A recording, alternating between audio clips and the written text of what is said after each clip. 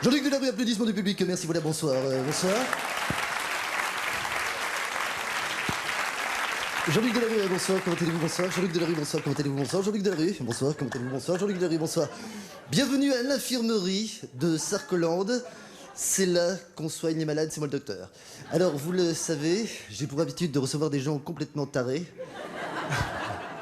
Tout au moins, des gens qui ont des petits problèmes, qui n'osent pas, bien sûr, en parler, sauf en public.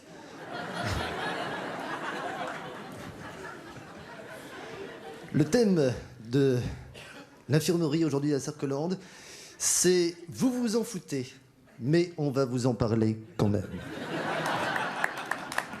Alors, bien entendu, vous l'avez compris, lorsque nous parlons de témoins, de gens qui viennent comme ça spontanément nous raconter un petit bout de leur vie, un tout petit bout, simplement. Hein, vous savez, sans vouloir m'immiscer dans la vie privée des gens, car vous le savez, c'est pas mon style.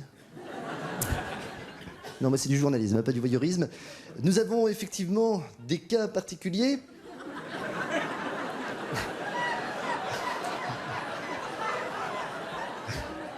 Et notamment, monsieur.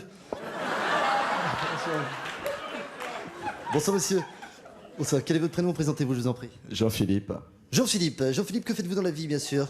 Commercial. Commercial dans quel secteur d'activité, j'imagine? Agroalimentaire. Agroalimentaire, donc un truc où on s'emmerde pas du tout. Donc, vous êtes venu spontanément pour raconter votre histoire, c'est bien ça? Tout à fait.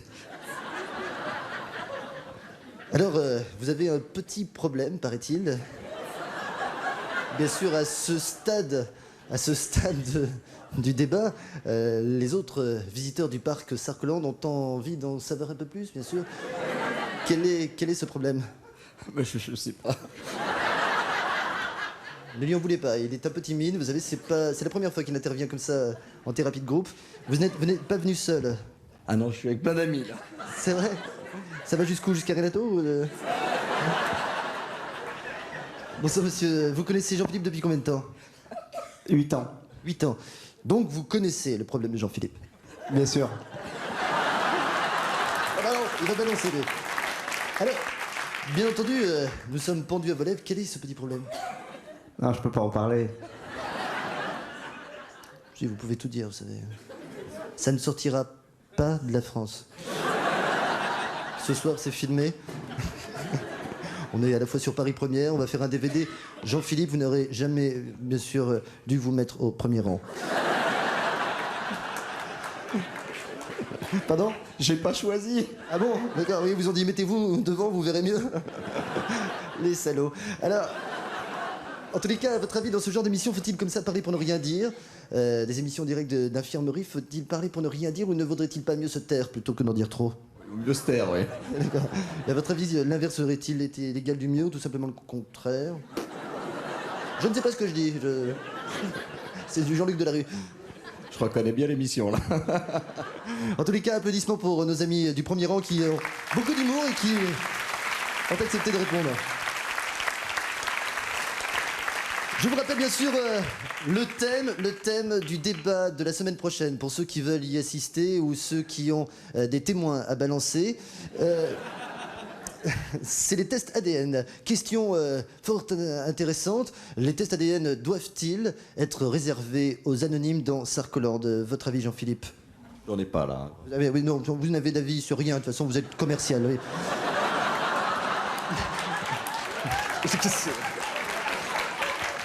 Tu cherches, tu trouves. Hein. Alors, Renato, on vous a même pas demandé ce que vous faites dans la vie. Non, oui, on va peut-être pas mieux le savoir. Donc, J'en ai vu des spéciaux, mais rarement comme ça. Quand même. Alors, on avait dit les cas sociaux pas devant, mais je sais pas ce qu'ils ont foutu à l'entrée. Je ne sais pas. Toujours est-il que nous avons fait des tests ADN sur des personnalités, notamment sur Mireille Mathieu. Oui, mais malheureusement, nous n'avons trouvé aucun des chromosomes X et Y servant à la détermination sexuelle de notre espèce. La conclusion des scientifiques est que sexuellement, Mireille Mathieu se rapprocherait davantage du tétard que de la femme.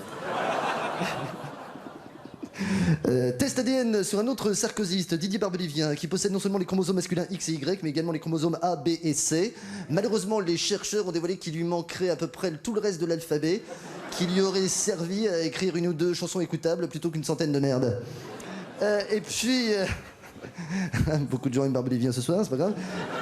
C'est pas grave, je la garde quand même. Nous avons aussi nous avons fait des tests ADN sur ma propre personnalité également, sur Jean-Luc Delarue, moi-même test fort concluant sur moi-même, où les gènes de l'intelligence se disputent à ceux de l'humilité, de la compréhension, du calme, de la patience et de la modestie. En tous les cas, nous avons tous, paraît-il, selon nos chercheurs, un petit côté en nous de Nicolas Sarkozy, quelque chose de Sarkozy. Selon vous, qu'avez-vous en vous de Sarkozy? L'humilité. L'humilité, vous monsieur? La taille. Le regard. J'en sais rien. Bien accompagné. Et vous, qu'avez-vous de Sarkozy en vous? La dame a dit bien accompagné, ça c'est sûr. Et vous, qu'avez-vous de Sarkozy? Aucune idée. Aucune idée, j'imagine. Alors... C'est pour rire, bien sûr, hein, je me permets. Je ne dis pas ça parce que vous êtes blonde. Alors, en tous les cas... Non, non. Attention, à Sarkoland, les blagues sur les blondes sont interdites. D'accord? Non, je vous le précise. En plus, vous avez les yeux bleus, donc vous êtes une vraie blonde? Non. Manifestement, non, parce que manifestement, d'après nos chercheurs, à Sarkoland, les vrais blondes ont les yeux bleus. Je ne sais pas pourquoi, peut-être y a-t-il trop d'eau dans la tête, je ne sais pas. Voilà, ça c'est fait.